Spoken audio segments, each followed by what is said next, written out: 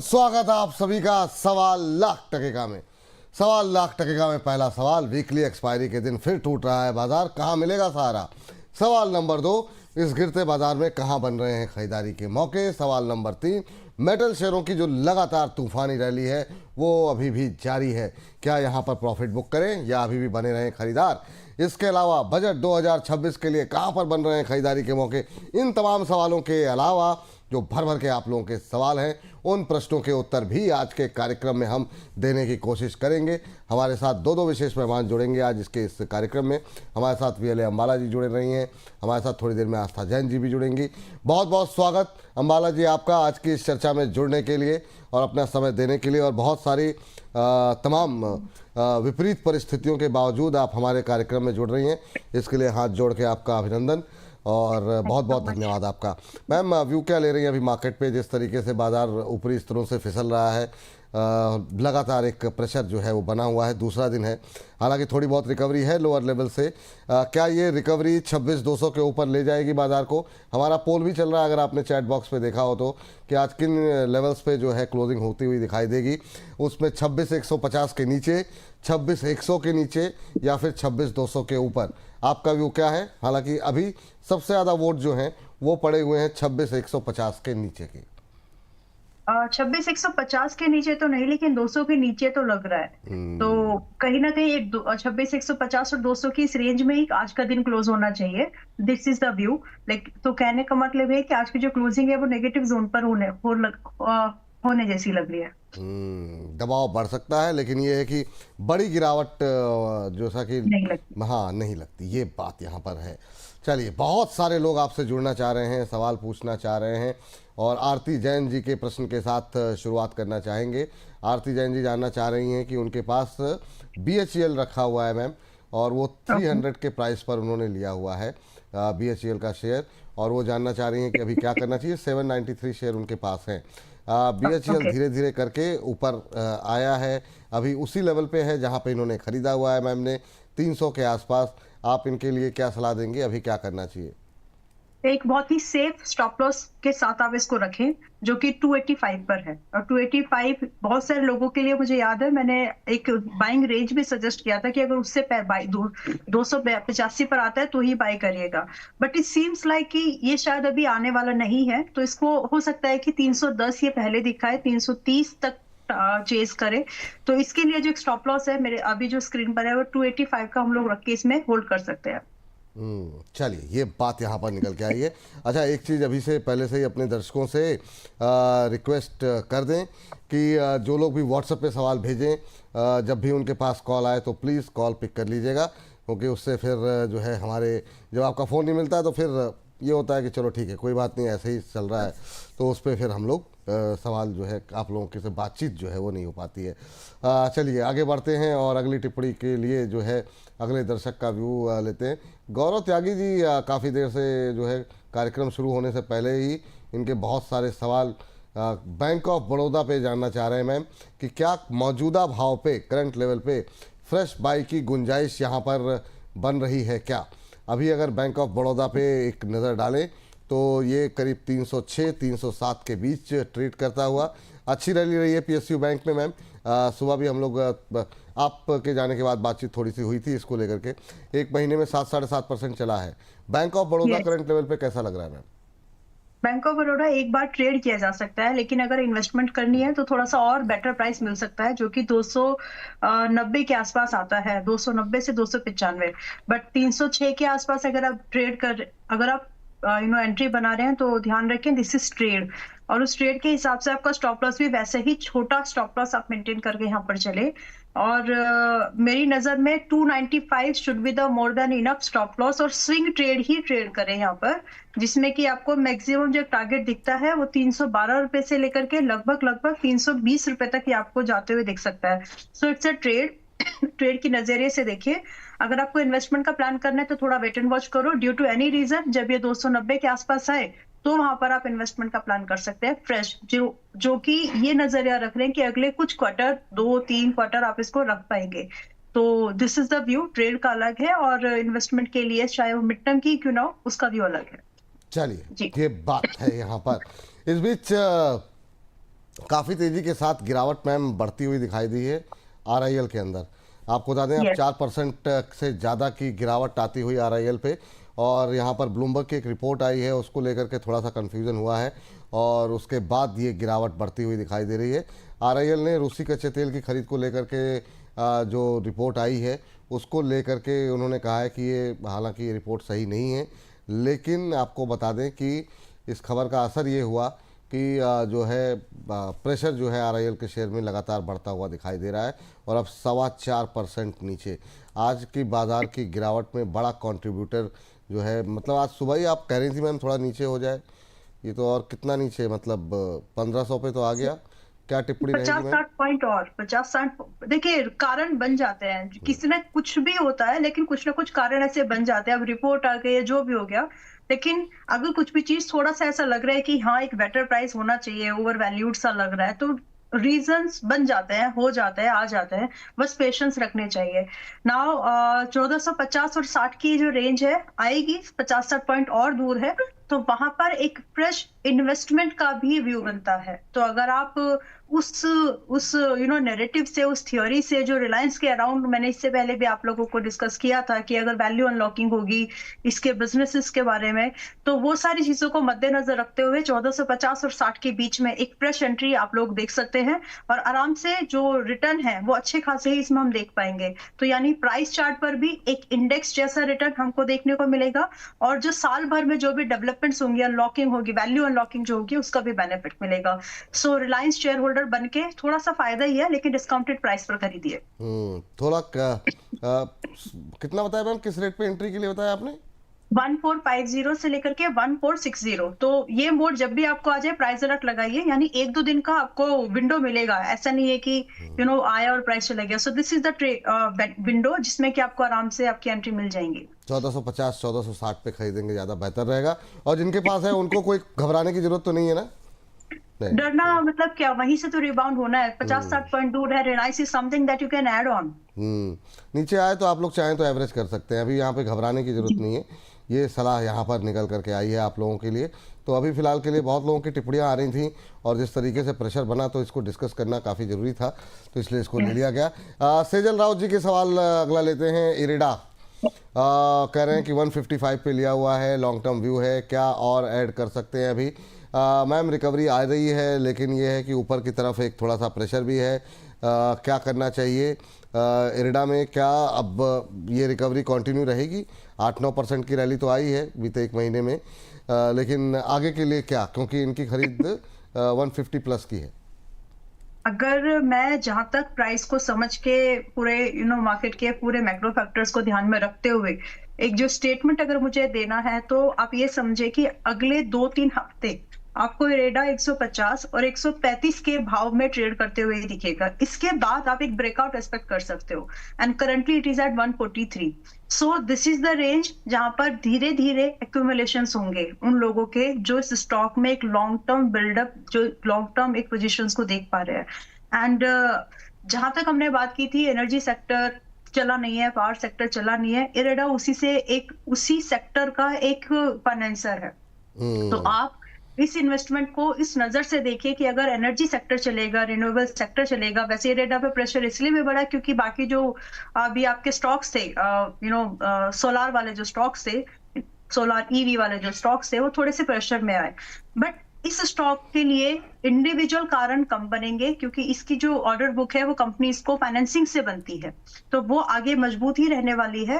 फिलहाल के लिए आप ये ध्यान में रखेंगे, अगले 2-3 हफ्ते 150 से 135 की जो रेंज है इसी में मिलेगा आपको। आप इसमें धीरे धीरे अपने लिए एक्यूमुलेशन कर सकते हैं, क्योंकि अब यहाँ से जो टारगेट ओपन होते हैं, फर्स्ट टारगेट यहाँ पर 170 से लेकर के सेकंड टारगेट 195 की ओपन है।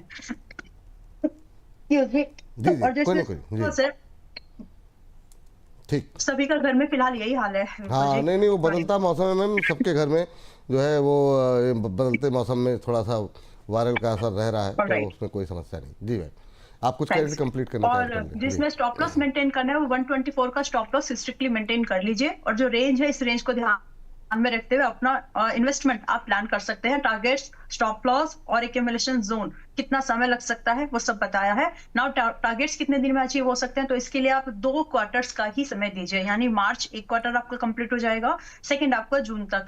तो 6 महीने दीजिए। इस 6 महीने में जो जितनी भी परफॉर्मेंस ये स्टॉक करता है ठीक है, अदरवाइज आप इसमें से निकल के फिर कुछ और अपॉर्चुनिटीज को ढूंढिएगा, क्योंकि परफॉर्मेंस इसको करनी है तो इसी विंडो में करना चाहिए। चलिए, ठीक ठीक ठीक, ये बात यहाँ पर निकल करके आई है। आ, इस बीच चलते हैं अगले दर्शक की टिप्पणी लेने के लिए। और अगला सवाल जो हमें भेजा गया है वो हमारे एक दर्शक हैं, दर्शक हैं हमारे अलान वाहिद साहब। मैम वीएसटी को लेकर के जानना चाह रहे हैं, कह रहे हैं कि hi Ambala ma'am, what should I do on VST industries, I bought it when you gave call, now I should wait और एग्जिट। इन्होंने 258 पे लिया हुआ है मैम, 400 शेयर इन्होंने पास है, 8 रुपये के लॉस में हैं। अभी क्या करना चाहिए, क्या सलाह रहेगी आपकी इनके लिए? देखिए, वीएसटी फिलहाल ठीक है, बॉटम बाइंग कर रहे हो आप, और इसमें बहुत ज्यादा नुकसान है नहीं। तो अभी ना तो इसमें स्टॉप लॉस हुआ है, ना ही टारगेट, और मेरा व्यू भी बदला नहीं है। तो जो आईटीसी था, गॉडफ्रे थे, ये सारे स्टॉक्स ऐसे थे जो ओवरबॉट थे, लेकिन ये इकलौता ऐसा स्टॉक था जो कि करंट कंडीशन में भी अंडर वैल्यूड था। तो आपने ठीक ठाक स्टॉक में आप हो फिलहाल, मेरे हिसाब से टारगेट स्टॉपर्स के साथ होल्ड करिए। इसमें टारगेट की पॉसिबिलिटीज है, 270 is the first target, 290, and इसके बाद आप ट्रेल करके इसको आगे लेके जा सकते हैं। फिलहाल इट्स अ होल्ड, थोड़ी देर समय दीजिए इसको, मौका है कि ये चल जाएगा, और अभी इसमें कुछ खराब नहीं हुआ इन माय ओपिनियन। दो जो न्यूज है, न्यूज से हम सब वाकिफ हैं कि जो सिगरेट्स वगैरह, जो सिन गुड्स के ऊपर जो जीएसटी और एक्स्ट्रा सेस जो बढ़ा है, उसका इम्पैक्ट की वजह से स्टॉक एक स्पाइक दिखा था हमको डाउन साइड के लिए, एक डिक्लाइन। तो फिलहाल 250 पर सस्टेन है। 234 का स्टॉप लॉस मेंटेन करिए, क्योंकि हो सकता है तो आपका अगर इससे ज्यादा का नुकसान आपका नहीं होगा, लेकिन 270 एंड 295 के टारगेट के लिए आप फिलहाल आप इसको होल्ड कर सकते हैं। जी जी, चलिए, हमारे साथ अगले दर्शक जुड़ चुके हैं, हमारे साथ जुड़ चुके हैं हमारे अगले मेहमान विकास जी। विकास जी को नमस्कार। सर कैसे हैं? सब बढ़िया सर। विकास जी, इधर लगातार आपसे बातचीत हो जा रही, बहुत अच्छा लग रहा है, बहुत बढ़िया। बताइए सर, कैसे याद किया सर? कुछ बहुत अच्छा लगता है सर जी, आपके साथ। Thank you thank you. Sir मेरे पास गोदावरी सर 300 शेयर है, 265 के भाव पे। गोदावरी पावर के आपने 265 के भाव पे लिए, ठीक है सर। और कब तक होल्ड कर सकते हैं इसे आप? सर मैं इसको आज 6 महीने तक होल्ड कर सकता हूँ। और 6 महीने होल्ड कर सकते हैं। चलिए, अच्छी बात यह है कि अब पावर के अंदर थोड़ी थोड़ी जान जो है वो आती हुई दिखाई दे रही है। ये भी लोअर लेवल से आज इंट्राडे में भी थोड़ी सी रिकवरी दिखा रहा है, हर निशान में कोशिश करता हुआ जाने की। 50 पैसे जो है की गिरावट है। मैम, इनकी खरीद से थोड़ी बहुत रिकवरी है, 5-6 महीने और होल्ड कर सकते हैं। 1 महीने में शानदार चल रही है, करीब 20% से ज़्यादा चला है। क्या करना चाहिए इनको? अभी होल्ड करना चाहिए, निकलना चाहिए, क्या करें? होल्ड कीजिए। 330 रुपए का पहला टारगेट एक्सपेक्ट करें और 370 रुपए का दूसरा टारगेट, और ये 6 महीने से पहले अगर हो जाए तो निकल जाइएगा सेकंड टारगेट। उसके बाद इसको होल्ड करने की जरूरत नहीं है, क्योंकि फिर वही होगा कि कूल ऑफ होगा प्राइस, और वहीं आकर के ये फर्स्ट टारगेट के आसपास जाकर के टिक जाएगा। तो आप 6 महीने के नजरिए से इसको रखें, अभी भी होल्ड कर सकते हैं, लेकिन टारगेट अगर जल्दी हो जाए तो निकल जरूर जाइएगा। And this time I would suggest and request कि आप अपना स्टॉप लॉस 235 पर मेंटेन करके चलिएगा। जी, चलिए, ये बात आपके लिए है यहाँ पर। तो उम्मीद करते हैं कि आप लेवल्स का जो है वो विशेष ध्यान रखेंगे यहाँ पर। इस बीच हमारे एक दर्शक हैं और पटेल क्रिएशन को लेकर के, मॉसचिप को लेकर के, अच्छा कल परसों में हम लोग शो कर रहे थे तो किसी के कमेंट भी आया था कि अब तो आपने बात करनी ही छोड़ दी मॉसचिप को लेकर के। नहीं सर, सवाल आते हैं, सारी चीज़ें डिस्कस होती है, कोई ऐसी कोई दुश्मनी तो है नहीं मॉसचिप के साथ। तो अभी मॉसचिप पे मैम क्या करें? 225 पे इन्होंने लिया हुआ है। अब थोड़ा सा प्रेशर यहाँ पर बढ़ता हुआ दिखाई दिया है। एक समय ये शेयर काफ़ी तूफ़ानी रफ्तार के साथ ऊपर जा रहा था, लेकिन अगर हम देखें तो ठीक ठाक करेक्शन यहाँ पर हायर लेवल से आ चुका है। आपका व्यू पॉइंट क्या है मैम? अभी क्या करना चाहिए? इनके पास 225 पे है।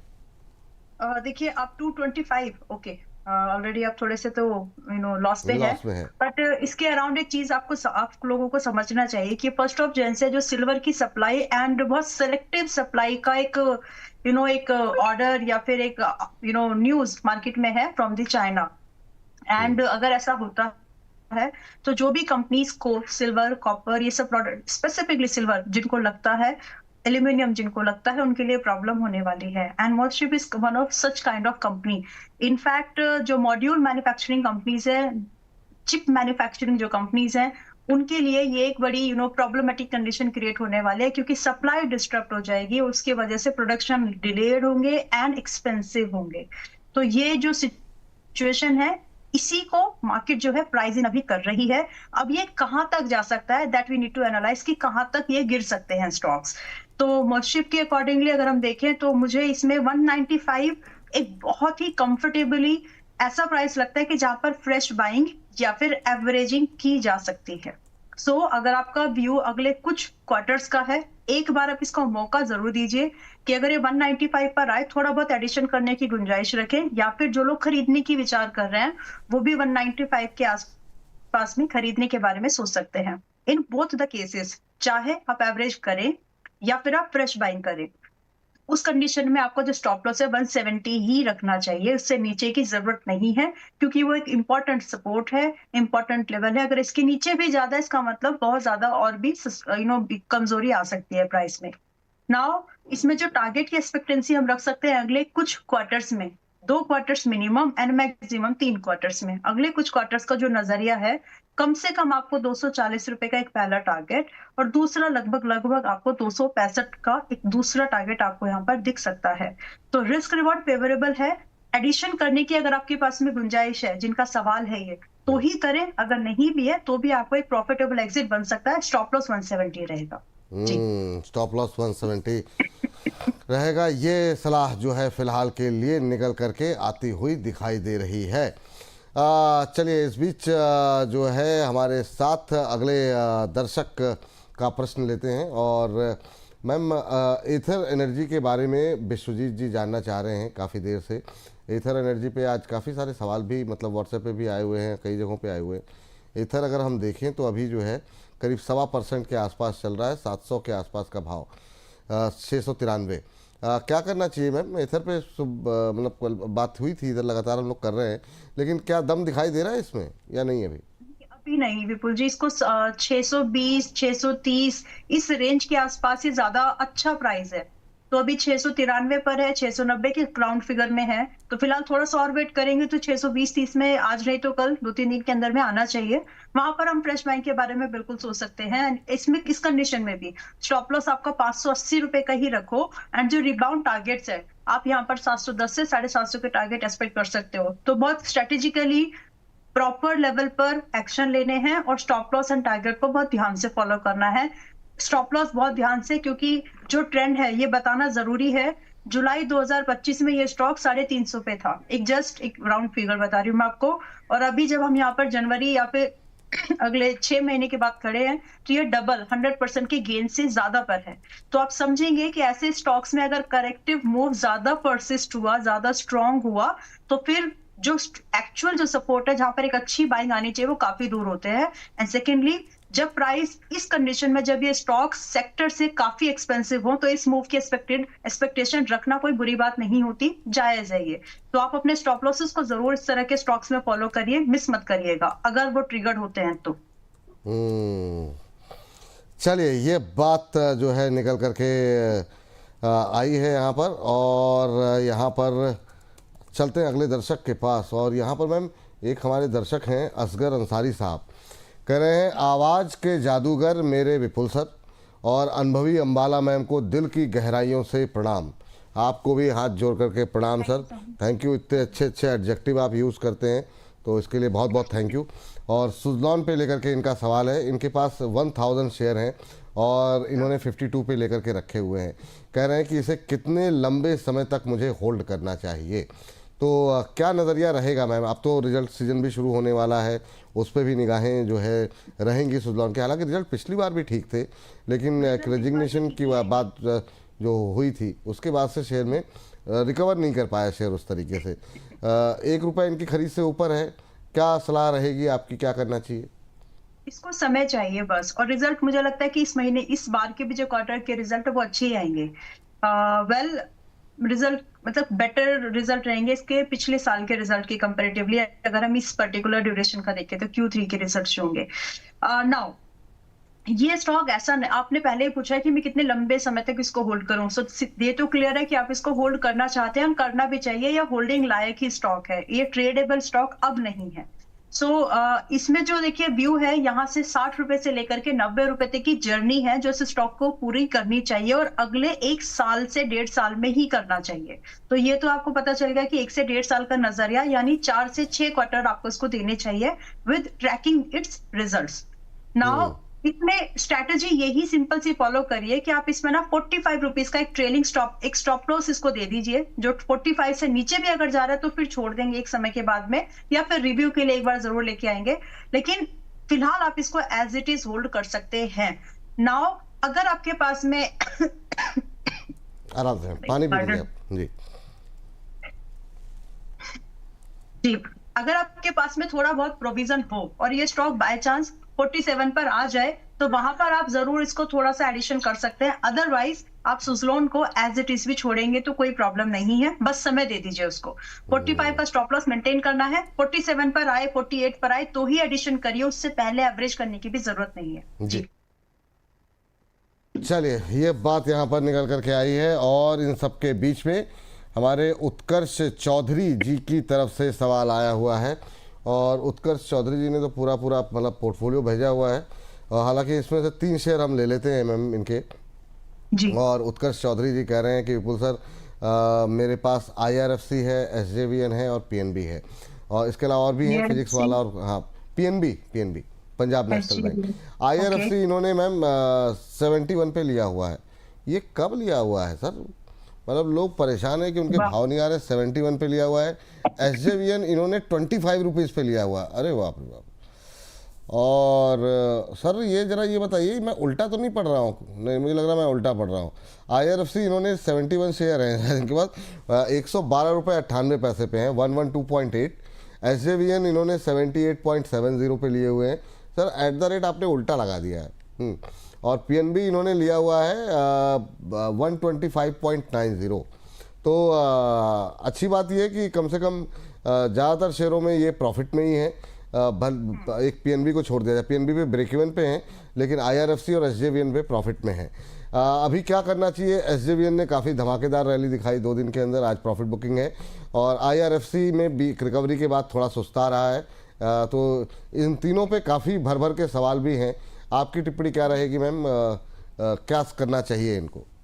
मैं इसको ना दोनों लोगों के हिसाब से, मतलब दोनों पॉइंट ऑफ व्यू से डिस्कस करेंगे कि जो है वो होल्ड करें या नहीं, या फिर जो खरीदने का विचार कर रहे हैं वो करे, कब खरीदे। तो IRFC देखिए 121 122 में खरीदने लायक फिर से बनेगा और अभी 127 के आसपास में है।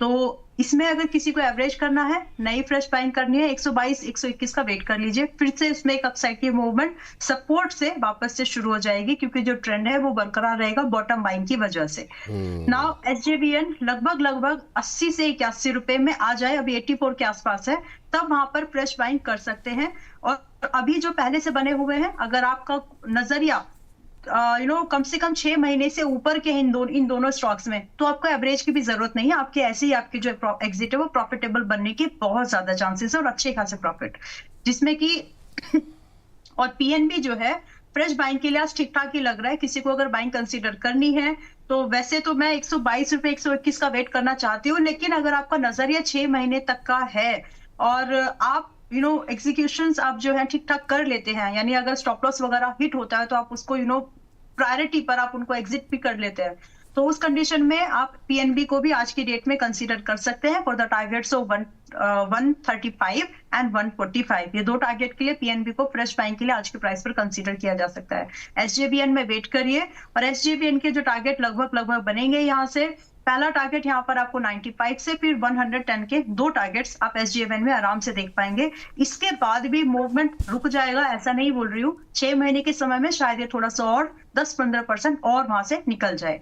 एंड सिमिलरली IRFC, तो दोनों स्टॉक्स, तीनों स्टॉक्स फॉर दैट मैटर अच्छे खासे प्राइस पर हैं, जो है वो बने रहे, बाकी जिनको बाइंग करनी है फ्रेश उनके लिए लेवल सजेस्ट किया है। ठीक, ये बात यहाँ पर निकल के आई है, और अगली टिप्पणी के लिए चलते हैं। अगली दर्शक हमारे साथ सोनल जी जुड़ चुकी हैं कोलकाता से। सोनल जी को नमस्कार। सोनल जी नमस्कार। सोनम जी नमस्कार। लगता है आवाज़ नहीं पहुंच रही है, एक बार जरा उनको दोबारा कनेक्ट करने की कोशिश कीजिए। तब तक हमारा सवाल जो है स्क्रीन पर लेकर के आ जाइए, तब तक हम उनका सवाल जो है डिस्कस कर लेते हैं सोनम जी से और बात करने की कोशिश करते हैं। अगर बात हो गई तो अच्छी बात है। कोलकाता से हैं सोनम जी ने सवाल भेजा है मैम डेंटा वाटर को लेकर के। डेंटा वाटर के 150 शेयर इनके पास पड़े हुए हैं और ये इन्होंने 425 पे लिए हुए हैं। अभी काफ़ी लॉस में बैठी हुई हैं और क्या करें अभी? क्या कोई चांसेस हैं इनके लॉस की रिकवरी को लेकर के, या फिर एक बार के लिए लॉस को बुक करें और दूसरी जगह बेहतर विकल्प की तरफ ध्यान दें? देखिए, अगर स्टॉक से प्यार नहीं है कि मुझे वाटर ट्रीटमेंट वाली कंपनीज के थ्रू ही पैसा बनाना है, तो एक बार को अगर आप चाहें तो निकल सकते हैं, लेकिन डेल्टा वाटर एक ऐसी कंपनी है जो प्रॉफिटेबल है, सेक्टर से सस्ती है और रिबाउंड के चांसेस हैं। तो मैं एक स्टेटमेंट अगर मुझे देना है कि अगला एक साल डेल्टा वाटर्स के लिए कैसा होगा, तो अभी 330-35 के आसपास पे है। मेरी नजर में कम से कम 400 और यहाँ से लगभग 450 के आसपास होना चाहिए। तो अब क्योंकि आपकी बाइंग 425 की है, तो आप एक साल वेट करने के बाद भी आपको 450 तक का ही भाव मिल पा रहा है, तो लगभग 10-12% का गेन। तो क्या आपके लिए वो कंफर्टेबल है? तो आप एज इट इज होल्ड कर लीजिए, और अगर आप थोड़ा बहुत एडिशन करने की गुंजाइश रखते हैं तो आप इसमें एक बार जरूर थोड़ा बहुत एडिशन कर लें। 335-36 के आसपास है। एक कंबाइंड स्टॉप लॉस, मैं निकलने की सलाह नहीं दे रही हूँ, आप इसमें से निकले ना भी, और 300 रुपए का एक ट्रेलिंग स्टॉप लॉस मेंटेन करें। और देखिए, एक चीज हमेशा ध्यान में रखें, कोई भी ट्रेड में जब आप एंट्री बना रहे हो तो या तो वो ट्रेड होगा या वो इन्वेस्टमेंट थीम होगी, दोनों में डिफरेंस है। स्टॉप लॉस एंड जो ट्रैकिंग होती है उसको ध्यान से, टारगेट्स को ध्यान से देखें और तब उसमें कोई पोजीशन बनाए। वेल, फिलहाल ये स्टॉक दो रीजंस पे ठीक ठाक है। एक तो कंपटीशन बहुत कम है और डिमांड इंडस्ट्री में है, दूसरा सेक्टर से सस्ता है और प्रॉफिटेबल कंपनी है, और प्राइस पर अच्छा खासा डिक्लाइन हो चुका है, एक बाउंस बनना चाहिए। तो फिलहाल आप बने रहिए इसमें। फिलहाल आप बने रहिए इसमें, ये राय, ये सलाह आपके लिए यहाँ पर निकल करके आई है। चलिए, तो ये टिप्पणी यहाँ पर निकल करके आई है। इसके बाद जो है अगली टिप्पणी के लिए अगले दर्शक की तरफ बढ़ते हैं, और ये प्रश्न मैम अमरेंद्र चौहान जी ने भेजा है। अमरेंद्र जी कहते हैं कि हाँ, कुछ कह रहे हैं मैम? अमरेंद्र बाहुबली नहीं है ना? हाँ, ना, चौहान साहब हैं, और चौहान साहब कह रहे हैं कि Ambala ma'am, I really like the boldness when you are saying something, I wish more power to you ma'am, I want to buy 2 stocks, लेकिन हम डिस्कस करेंगे सिर्फ एक स्टॉक सर, समय की कमी है। और कह रहे हैं MOIL लिमिटेड, इसमें से एक डिस्कस कर लेते हैं। कह रहे हैं कि क्या मैं लॉन्ग टर्म के लिए इसको अपने कोर पोर्टफोलियो में रख सकता हूं? तो MOIL को लेकर के अमरेंद्र जी को क्या उनको अपने पोर्टफोलियो में रखना चाहिए? क्या टिप्पणी रहेगी इसको लेकर के? MOIL पे आपकी टिप्पणी। देखिए, पोर्टफोलियो का मतलब होता है कि आप सालों साल एक ऐसा चीज खरीद रहे हैं जो आप अपने बच्चों को देके जाने वाले हैं। सो सबसे पहले, first of all, thank you for your feedback, and I try to be very polite and kind, but पता नहीं आपने बोल्ड बोला है कि मैं, बट यस, जो एक ओपिनियन होती है मैं उसको अनबायस्ड वे में रखने की कोशिश करती हूँ, तो शायद थोड़ा सा वो साउंड वैसा करता होगा, but I am a very kind person. Well, नहीं, वो तो रचित जी भी कहते हैं बहुत डर लगता है मैम, एकदम बहुत गुस्से में बोल देती हैं। नो, मैं गुस्से में नहीं बोलती। अब ठीक है, खैर, मैं गुस्से में तो नहीं बोल, खैर। वेल, देखिए, MOIL जो एक ऐसी कंपनी है जो कि आप सालों साल रख के बच्चों को नहीं दे सकते। It's not that kind of. Movement आएगा, मूवमेंट में बुक करिए, फिर से कुछ डिक्लाइन आएगा, फिर से एंट्री करिए, और ये सब चीजों को ना 1-1.5 साल 2 साल लेता है ये। सो फिलहाल अब हम क्या इसमें देख पा रहे हैं कि अगले, मैं इसको एक ना आपको समझाना चाहूंगी क्यों। 2023 जून देखिएगा और फिर जुलाई देखिएगा कि उसका एक पीक बना, फिर उस जुलाई के बाद में 2024 जुलाई के बाद में फिर वापस से ये उतना ही करेक्ट हो गया जितना चढ़ा था, और यही हिस्ट्री हमेशा फॉलो भी करता है। सो अब जो मूवमेंट है इसमें पीक का मूवमेंट आने वाला है, यानी एक अपसाइड की मूवमेंट यहाँ पर चलने की पूरी तैयारी है, जिसमें से अगर हम 386 पर, अगर किसी पर दैट मैटर फ्रेश बाइंग भी करनी है और एक साल का कोई स्टॉक ढूंढ रहे हैं, तो MOIL उसमें से एक स्टॉक हो सकता है जो कि अगले एक साल में आपको लगभग 500 और मैक्सिमम 600 रुपए के प्राइस को दिखा सकता है, यानी ऑलमोस्ट अच्छी खासी 50 से 60% की अपसाइड की मूवमेंट की गुंजाइश है MOIL में। तो आप जब ये मूवमेंट हो जाए आप प्रॉफिट बुक करके निकल जाइए, फिर जब कूल ऑफ हो फिर से एंट्री बनाइए। So that kind of stock it is. तो लंबे पोर्टफोलियो में नहीं जाएगा, आप मोमेंटम ट्रेडिंग वाले पोर्टफोलियो में ये जरूर जा सकता है। तो फिलहाल के लिए आप इसको अगर है तो बने रहिए, और जो टारगेट्स दिए उसके लिए आप इसको होल्ड करके रख सकते हैं। स्टॉप लॉस भी बहुत ही कंपेरेटिवली बहुत फेवरेबल है। 320 रुपए का स्टॉप लॉस इसमें मोर देन इनफ है टू चेस 500 एंड 600। जी चलिए, ये बात यहाँ पर निकल करके आई है।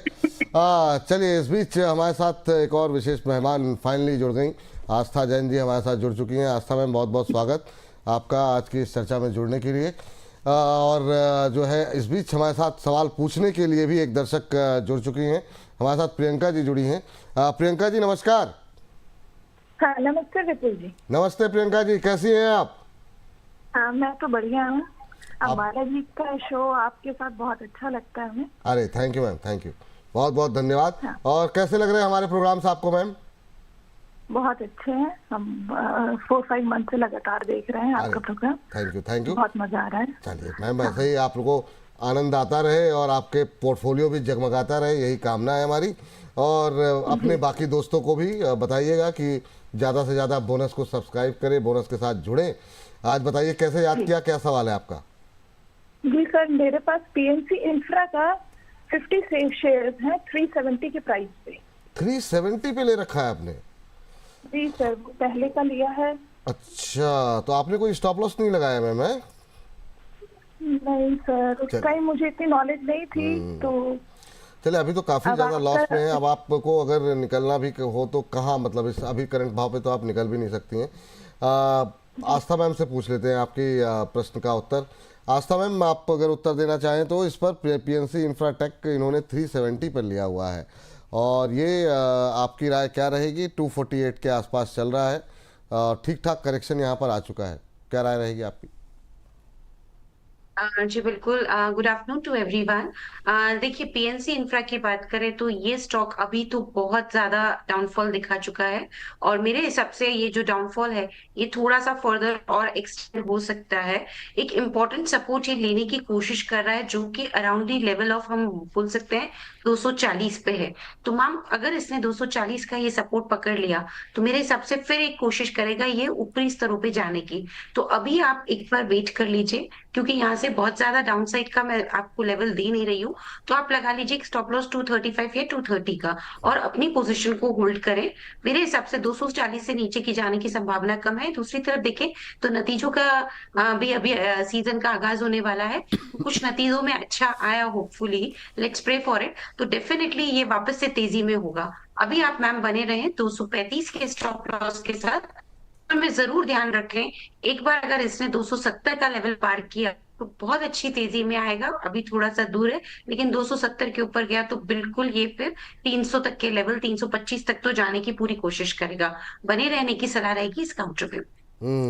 बने रहने की सलाह रहेगी इस शेयर को लेकर के, ये राय फिलहाल के लिए निकल करके आई है। और इस बीच जो है अगली टिप्पणी जो है सुमन घोष जी हैं।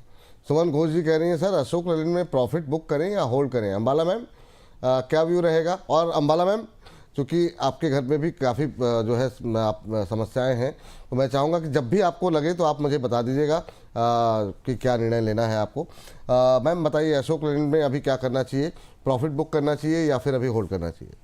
It's time to book profit, क्योंकि अभी 186 पर है and it is very likely 170-175 की रेंज में आएगा। तो आपकी बाइंग के ऊपर अब आपका डिपेंडेंसी है कि आपकी बाइंग अगर 140 से नीचे की है तो आप पुल बैक वगैरह में थोड़ा बहुत आप सस्टेन करके वापस नई हाई का वेट कर सकते हो। बट अगर आपकी बाइंग 140 के ऊपर की है, strongly I would say this is the time to secure your profit. ठीक, ये बात जो है निकल के आई है अशोक लेलैंड को। अभी खरीदने का टाइम तो नहीं है ना मैम? नहीं 170-175 से पहले तो बिल्कुल नहीं। टाइम लगेगा, अभी नई फ्रेश बाइंग के लिए इसको टाइम लगेगा। बहुत अच्छा परफॉर्मेंस दिया है। Now this is the time जहां पर प्रॉफिट बुकिंग को होने देना चाहिए, उसमें जंप इन ना करते हुए फ्रेश बाइंग के लिए वेट करो। 177 इज वेरी गुड प्राइस। 175 इस काइंड ऑफ थोड़ा सा और नीचे सस्ता मिले तो अच्छा रहेगा। तो 177 की तैयारी में, 170 की तैयारी में रहना चाहिए बाइंग के लिए। चलिए ठीक है, ये बात यहाँ पर निकल के आई है। और वैभव साहू जी हिंदुस्तान जिंक के बारे में जानना चाह रहे हैं। 602 पे इन्होंने बाय किया हुआ है। आस्था मैम, ज़रा हिंदुस्तान जिंक देखिएगा, क्या व्यू लग रहा है आपको। और अभी 602 पे लिया है, 640 के आसपास है, तो क्या प्रॉफिट बुक करें या कोई ट्रेलिंग स्टॉप लॉस लगा के वेट करें, आपका व्यू क्या रहेगा। और तब तक अंबाला मैम आप वेदांता और कॉपर देख लीजिएगा, काफ़ी क्वेरीज हैं, तो बिना किसी का नाम मेंशन किए इन दोनों पे जो है, हालांकि वेदांता को लेकर के हमारे जाम कोडरमा से हमारे एक जो दर्शक हैं वो लगातार सवाल कर रहे हैं, दिलीप जी, तो उनका खरीद का भाव 405 है, तो वो आप देख करके रखिएगा। तो वेदांता को अच्छा प्रॉफिट हो रहा है उन्हें। लेकिन मैम आपके लिए हिंदुस्तान जिंक, आस्था जी। जी बिल्कुल, हिंदुस्तान जिंक की अगर हम बात करें तो मुझे ऐसा लगता है कि ये जो काउंटर है इसमें अभी भी तेजी बाकी है। अगर ये थोड़ा लंबा वेट कर सकते हैं तो मैं होल्ड करने की ही सलाह दूंगी इस काउंटर पे, क्योंकि जो नेक्स्ट लेवल जिसके लिए मुझे लगता है कि अब ये तैयार हो रहा है, ये तकरीबन हमें देखने को मिलेगा 700 से 710 के आसपास। तो मुझे तो पसंद आ रहा है हिंदुस्तान जिंक, और मेरे हिसाब से अभी भी इसमें थोड़ा अपसाइड रूम बाकी है, होल्ड करने की सलाह है। स्टॉप लॉस एक मेंटेन जरूर कर लें, चाहे से तो अपनी कॉस्ट प्राइस का ही स्टॉप लॉस मेंटेन कर लें, ताकि किसी भी वजह से अगर डाउन साइड आता है तो भी एटलीस्ट ये नो लॉस नो प्रॉफिट की सिचुएशन में जरूर रहेंगे। तो कॉस्ट प्राइस के स्टॉप लॉस के साथ होल्ड करने की सलाह है 700 तक के लक्ष्य के लिए। चलिए ठीक है, तो ये बात है हिंदुस्तान जिंक को लेकर के। मैम जरा एक बार वेदांता पहले तो, जो दिलीप जी का भी सवाल था और बहुत लोगों के सवाल हैं, और दूसरा हिंदुस्तान कॉपर, कहाँ पे कहीं कोई गुंजाइश फ्रेश एंट्री की या फिर कहाँ पे प्रॉफिट बुक करना चाहिए। दोनों ही शेयर में अच्छी रैली रही है हाल फिलहाल में, और वेदांता में इनकी दिलीप जी की अच्छी कमाई हो रही है, 400 समथिंग की खरीद है इनकी। जी, तो 400 समथिंग की खरीद है ना, तो आप एक बहुत ही सेफ अच्छा स्टॉप लॉस जो आपको है वो 600 रुपए के नीचे बिल्कुल मत रखिए। Try to secure as max as you can. और यहाँ से जो एक फर्दर अपसाइड जो मैक्सिमम पुल बैक से पहले मुझे 640 और जाते हुए दिखता है, ये लगभग 640, उसके बाद आई एम एक्सपेक्टिंग कि इसमें एक अच्छा खासा पुल बैक बनना चाहिए, जो कि वेरी लाइकली है कि होगा।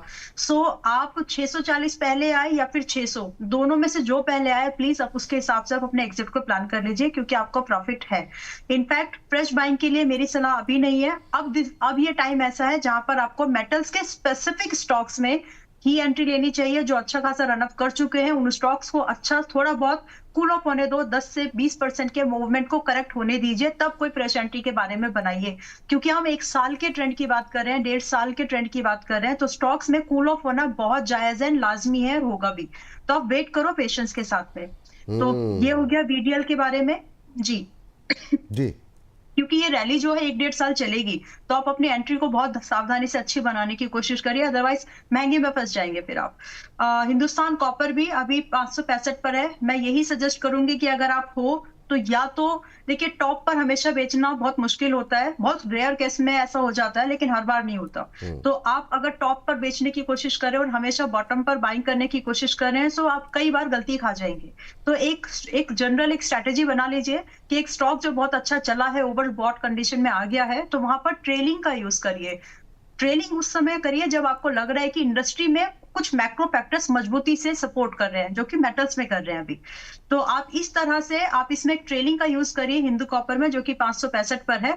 फिर भी मैक्सिमम सिक्योर करना है हमको इसमें, तो 520 के नीचे इसमें ट्रेलिंग की जरूरत नहीं है। So trail your stop loss at 520 and maximum जो आप इसमें एक और टारगेट देख पाएंगे 600 तक देख सकते हैं, मे बी न्यूज फ्लो की वजह से। बट फ्रेश बाइंग कहां पर करें आप? इसमें फ्रेश बाइंग के बारे में 470 से पहले मत सोचिए, बहुत महंगी बाई हो जाएगी अदरवाइज। चलिए, बहुत महंगी बाइंग हो जाएगी वरना। ये सलाह यहाँ पर निकल करके आई है आपके लिए। चलिए आगे बढ़ते हैं और अगली टिप्पणी को लेकर के। मैम आस्था मैम, चेन्नई पेट्रो, ये हमारे संतोष नांदुकेकर जी हैं, कह रहे हैं कि विपुल जी, अंबाला मैडम, आस्था मैडम, चेन्नई पेट्रो में मेरी बाइंग है 985 की है, ये नीचे ही जा रहा है, इसमें क्या वेट करें, एवरेज करें, तो कब तक वेट करना चाहिए और एवरेज किस लेवल पे करना चाहिए, ये बेसिकली समझना चाह रहे हैं। अभी इनकी खरीद का भाव 985 है। चेन्नई पेट्रो में थोड़ा सा प्रेशर बना हुआ है और अभी जो है 805 का भाव आ गया है, तो थोड़ा सा मैम नुकसान तो ज़्यादा हो रहा है इनको, करीब करीब 180 रुपये पर शेयर का नुकसान। आपकी टिप्पणी क्या रहेगी मैम चेन्नई पेट्रो को लेकर के? जी विपुल जी, देखिए चेन्नई पेट्रो की अगर हम बात करें तो ये काउंटर अभी भी वीक लग रहा है। ऐसा नहीं है कि यहाँ पे सपोर्ट है, क्योंकि वीकनेस है तो अब ये फर्दर जो नीचे में जाने की कोशिश कर सकता है। मेरे हिसाब से 790 पहला लेवल है, वहां तक ये जा सकता है और उसके बाद थोड़ा और वीक हो सकता है।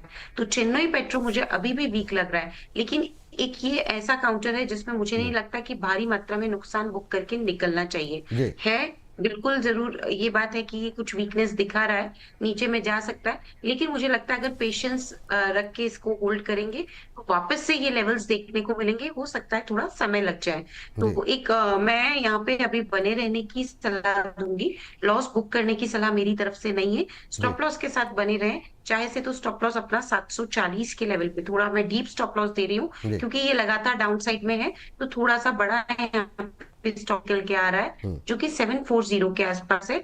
उतना अगर स्टॉप लॉस मेंटेन कर सकते हैं तो एक बार होल्ड कर लीजिए, एग्जिट ना करें।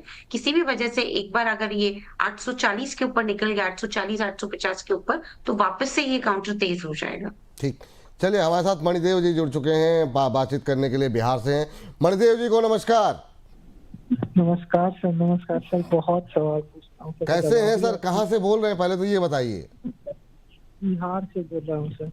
बिहार से तो बोल रहे हैं, बिहार में कहाँ से बोल रहे हैं महाराज? बिहार तो बिहार से बेगूसराय से सर। बेगूसराय से है, सब बोलिए ना, बेगूसराय से बोल रहे हैं। अच्छा, कैसे लग रहा है प्रोग्राम सर? बेगूसराय में लोग देख रहे हैं कि नहीं देख रहे हैं प्रोग्राम को? जी सर, देख तो रहे हैं सर। बहुत मेरे और- घर में जितने आदमी है, मतलब 5-6 आदमी तो जरूर ही देख रहे हैं सर आपके बहुत शानदार सर। और जो नहीं देख रहे हैं उनसे रिक्वेस्ट है कि आप मतलब हमारे ब्रांड एम्बेसडर बेगूसराय के बनिए और लोगों तक कार्यक्रम को पहुंचाइए। आज बताइए कैसे याद किया सर, क्या सवाल लगा है आपका? आज सर मेरा है डॉक्टर अग्रवाल सर, 560 के में 100 शेयर है सर। अच्छा, आपने लिया है 570 पे, कितने पे लिया है? 560 पे सर 100 शेयर मेरे पास है सर। 4-5 महीने से फंसा हुआ है इसमें। एक बार फिर से बताइए रेट, आपकी आवाज कट जा रही है। सर हेलो, हाँ, किस रेट पे लिया आपने बताइए? हेलो। हाँ जी, आपकी आवाज आ रही है सर, बताइए किस रेट पे बताया आपने? 560 पे सर 100 शेयर मेरे पास। 560 पे 100 शेयर लिए हो, ठीक है। ये नीचे से सीएमपी हटा दीजिए, वो जो है 560 पे इन्होंने लिया है, 511-12 का भाव है। ये सीएमपी किसी और भाव पे मुझे लगता है कि कहीं का लग गया है। तो अभी अच्छा सर, आपकी कुछ नाराजगी भी लिखी थी, किसी किसी का सवाल 4 बार ले लेते हैं, किसी का सवाल 1 बार भी नहीं। अब तो नाराज नहीं है ना सर? जी जी सर, बहुत टाइम से सर मैसेज कर रहा हूँ, जवाब ही नहीं मिल रहा सर कई बार जो है ना प्रोग्राम तो रोज हमेशा देखते रहता हूँ सर आपका। सर कई बार सवाल ही नहीं दे पाते। ओहो, इतनी जल्दी नाराज नहीं होते हैं आप। कई बार ऐसा होता है, फ्लो खबरों का बहुत ज़्यादा सवालों का रहता है, तो कुछ लोगों के सवाल कई बार रह जाते होंगे, काफ़ी लोगों के रह जाते हैं। इनफैक्ट इतने सवाल तो नहीं डिस्कस कर सकते हम लोग, लेकिन उसके लिए नाराज़ नहीं होते हैं। बताइए, मैम से पूछते हैं। अम्बाला मैम बताइए ज़रा, डॉक्टर अग्रवाल हेल्थ केयर पे इन्होंने खरीदारी की है 560 पे, 50 रुपये पर शेयर का लॉस हो रहा है। क्या टिप्पणी रहेगी आप लोगों की? एडिशन मत करिए, स्टॉप लॉस 470 का रख के मेंटेन कर होल्ड कर लीजिए, लेकिन आपकी buying almost all time high, इसका लगभग 566-77 का कुछ है और आपकी बाइंग भी वही है। तो आपने एक बहुत ही टॉप पर जाकर के खरीदा, और कई बार ऐसे होता है जब हम ब्रेकआउट को प्ले करते हैं। So whenever you are playing a breakout, क्योंकि आपके मुंह से एक बात निकली है कि बहुत लंबे समय से होल्ड कर रहा हूँ, 6 महीने हो गए। सो 6 महीने का समय लंबा समय नहीं होता। लंबा समय वो सिर्फ तब होता है जब हम कोई ब्रेकआउट ट्रेड कर रहे थे, स्विंग ट्रेड कर रहे थे, लेकिन हमारा जो हमने सोचा था टारगेट वो नहीं आया, हमने स्टॉप लॉस को और हमने उसको फिर एक इन्वेस्टमेंट के आइडिया में कन्वर्ट कर दिया। तो जब हम ये करते हैं तभी हमको लगता है कि हमने एक लंबी अवधि की इन्वेस्टमेंट कर ली, बट 6 महीने का समय is not considered as a long term investment, more than 1 year is considered. Now जब खुद भी अगर आप कोई स्विंग ट्रेड करें तो स्टॉप लॉस को प्रायोरिटी दीजिए। मैं तो बहुत बार बोलने की कोशिश करती हूँ जब भी मौका मिलता है, लेकिन ठीक है, मानेंगे तो अच्छा है। अभी आप इसमें 480 रुपए का स्टॉप लॉस मेंटेन करके 480 470 इससे ज्यादा नीचे रखने की इसको जरूरत नहीं है। एंड आप एक आप एक टर्न अराउंड यहाँ पर वेट कर सकते हो और अगले 3 महीने का समय दीजिए। 3 महीने में आपको जो भी एग्जिट मिले, चाहे आपका एक प्रॉफिटेबल एग्जिट बन जाए या फिर आपका स्टॉप लॉस, उसको लेकर के निकल जरूर जाइएगा, ताकि आपका पैसा फ्री हो और आप दूसरे काउंटर्स पे देख सके, या फिर इन्वेस्टर ही बन जाइए, क्योंकि लंबे अवधि में अगर आप इसको 1-2 साल दे देंगे तो चल जाएगा, वो तो पक्का लगता है। ठीक, ये बात डॉक्टर अग्रवाल को लेकर के निकल के आ रही है। आस्था मैम, जीआरएससी देखिए हमारे एक दर्शक हैं, उन्होंने 2540 पे ख़रीदा हुआ है और वो जानना चाह रहे हैं कि अभी करंट लेवल पे क्या करना चाहिए। अभी जो है जो भाव देखने को मिल रहा है वो देखने को मिल रहा है 2512 का, तो थोड़ा सा इनको लॉस में है। इनके लिए क्या सलाह रहेगी? डिफेंस में मैम मझगांव और कोचिन पे आप तब तक अम्बाला जी अपनी थोड़ा सा चार्ट देख लीजिए, लेकिन पहले GR80 आस्था मैम। जी बिल्कुल, गार्डन रीच शिप बिल्डर्स मुझे अच्छा ही लग रहा है। ये काउंटर कोशिश कर रहा है कि एक अपसाइड मोमेंटम पकड़े और ये अपसाइड मोमेंटम कंफर्म हो जाएगा 2580 के ऊपर। थोड़ा सा बड़ा है ये लेवल 2580 का, लेकिन मुझे लग रहा है कि ये लेवल अगर पार हुआ तो बिल्कुल ये आगे और तेज हो जाएगा। अभी भी अच्छा लगता है। एक इम्पोर्टेंट सपोर्ट इसने फॉर्म किया है 2300 के लेवल के आसपास, टू बी वेरी प्रिसाइज अगर हम बात करें तो ये लेवल आता है 2390 का। तो 2390 का एक स्टॉप लॉस लगा लीजिए पोजीशन पे और बिल्कुल बने रहें। एक बार मुझे लगता है कि 2580 का लेवल क्रॉस हुआ तो और अच्छी तेजी आएगी, जो इसको 2700 से 2800 तक भी लेके जा सकती है। होल्ड करने की सलाह है। होल्ड करने की सलाह है आपके लिए। अम्बाला मैम, आपका व्यू इन दो कंपनियों पे, और तब तक आस्था मैम एक बार जरा BL भी देख लीजिएगा, काफ़ी क्वेरीज आई हुई हैं BL को लेकर के। लेकिन पहले अम्बाला मैम आपके दो काउंटर। आपने मुझे BDL दिया था, राइट? जी मैम, मैंने आपको BDL और मझगांव दिया हुआ है। ओके, तो BDL अभी 1537 पर है, 1537 पर है, बायेबल है। तो यहाँ से एक अपसाइड की सेकंड टारगेट जो हम लोगों ने डिस्कस किया था 1520 एक पहला था, वो हो गया, बट अभी यहाँ पर हम फिर से सेकंड टारगेट के लिए क्लोज टू 1610 का सेकंड टारगेट है, जिसका वेट कर सकते हैं। जिसको फ्रेश बाइंग करनी है उनका फर्स्ट होगा टारगेट, एंड उसके बाद में हम लगभग 1750 के टारगेट के लिए इसमें एंट्री बना सकते हैं। इसमें स्टॉप लॉस इस बार जरूर मेंटेन कर लीजिए, जो पहले से हैं वो भी, जो फ्रेश बाइंग के बारे में विचार कर रहे हैं वो भी। इसमें एक स्टॉप लॉस रहेगा 14110 का, यानी 1410 रुपए का स्टॉप लॉस मेंटेन करके चलना है। देन आपने दूसरा स्टॉक डिस्कस करने के लिए दिया है मस्टॉक, यस, जो कि अभी आज लगभग 1% डाउन ही है। तो फिलहाल इसमें अगर आप दो ही लेवल इंपॉर्टेंट ध्यान में रखें, या तो ब्रेकआउट के बाद या फिर बिल्कुल सपोर्ट पर। सो अकॉर्डिंग टू ब्रेकआउट ये 2600 के पार जब निकलता है तब बुलिश होगा, जिसमें कि स्टॉप लॉस हमारा 2300 पर मेंटेन करके हम इसको रख सकते हैं 2800 से 3000 के टारगेट के लिए, या फिर इसको थोड़ा सा और गिरने देते हैं। इन्वेस्टर्स का अगर नजरिया देखना है तो या तो स्विंग ट्रेड जो अभी डिस्कस किया, और एल्स लगभग 2200 के आसपास जब मिले इन्वेस्टर्स पॉइंट ऑफ व्यू से तो ही खरीदे, और अभी बहुत दूर है कहानी। तो आप प्राइस अलर्ट लगा के रखिए, ताकि जब भी इन दोनों में से कोई भी ट्रेड ट्रिगर्ड हो, जो भी लेवल पहले ट्रिगर्ड हो, वहां पर आप उसी हिसाब से पोजिशनिंग कर सके। दोनों ही कंडीशन में जो टारगेट है, जो इसमें टारगेट बनेंगे 2800 से 3000 के हैं, एंड नजरिया भी सिर्फ 6 महीने तक का ही है जी। चलिए ठीक है। आस्था मैम, आपका व्यू BL पे को लेकर के अभी क्या होगा? जी बिल्कुल, BEL की अगर हम बात करें तो मेरे हिसाब से भारत इलेक्ट्रॉनिक्स एक ऐसा काउंटर है जो काफी बढ़िया मूव हमें लास्ट के कुछ दिनों में दिखा रहा है। आज थोड़ा सा एक रिलैक्स हो रहा है, बट स्टिल ये मूव मुझे अपसाइड का ही लग रहा है।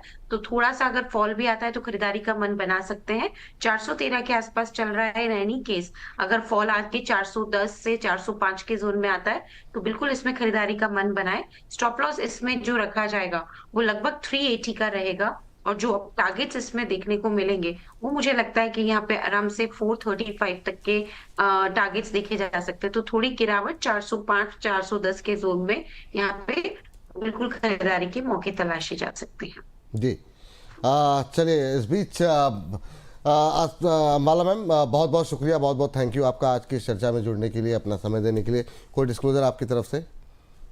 Thank you so much Vipul ji having me here, and बहुत सारे स्टॉक्स आज भी डिस्कस हुए हैं, कॉमन स्टॉक्स हैं जो रेगुलरली पोर्टफोलियोज में, इन्वेस्टमेंट आइडियाज में हमारे मेंबर्स के पास भी ऑन रेगुलर बेसिस शेयर होते हैं। So that's the disclosure. Other than that, considering my portfolio, ऐसा कोई स्टॉक नहीं था जो मेरे पर्सनल पोर्टफोलियो में है और मैंने उसकी रिकमेंडेशन यहाँ पर दी हो। However, trading and investment are subject to market risk, समझते हुए काम कीजिए। Thank you so much. बहुत बहुत धन्यवाद इस बात के लिए मैम, जितनी क्राइसिस में आपने वक्त निकाला और जो आप खुद प्रॉब्लम में इस समय फंसी हुई थी, और उसके लिए बहुत बहुत थैंक यू। और हम कामना करेंगे कि बिटिया की तबीयत बहुत जल्दी ठीक हो आपकी। तो थैंक यू, बहुत बहुत धन्यवाद आपका समय देने के लिए। प्रतिभूति बाजार में निवेश बाजार जोखिमों के अधीन है। निवेश करने से पहले सभी संबंधित दस्तावेजों को ध्यान से पढ़ें।